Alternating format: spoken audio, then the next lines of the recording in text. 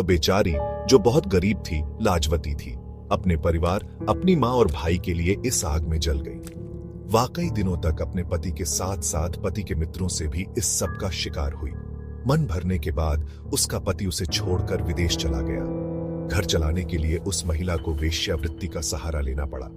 वह जहां भी नौकरी या किसी काम के लिए जाती थी, लोग उसे गलत नजरों से देखते थे। वह इन सब से नहीं बच पाई। यह सुनकर वह अध्यापिका स्तब्ध रह गई। वह सदमे में थी, लेकिन उसे अपने घर का काम करना था। वह उठी और काम पर लग गई। घर का काम खत्म होने पर वह अपने बिस्तर में लेटी और टीवी खोल लिया। सोची, कुछ देर मन बहला लूं। टीवी खोलते ही उसने न्यूज देखी।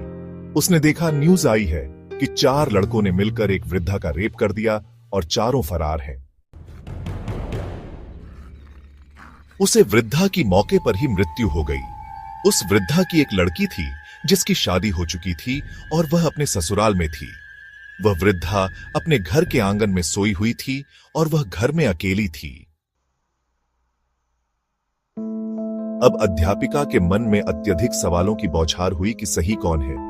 वह वृद्धा जो साड़ी पहनी हुई थी, पर्दा किए हुए थी और अपने बच्चों को स्कूल छोड़ने आई थी, या वह औरत जो सर पर दुपट्टा नहीं रखी थी लेकिन अपने पति और ससुर का ध्यान रखती थी और संस्कारी बहू थी।